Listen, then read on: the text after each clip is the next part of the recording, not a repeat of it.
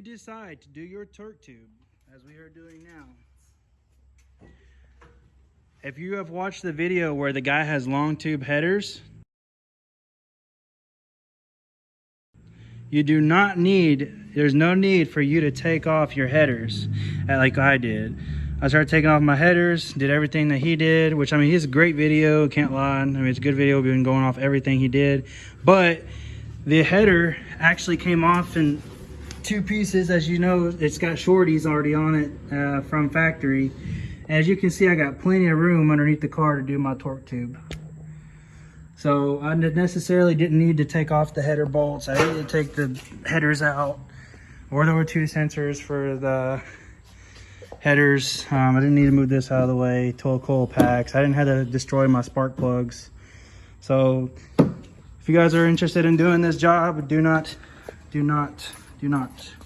Here's the middle piece before it goes into the H pipe over here, and there's my rears.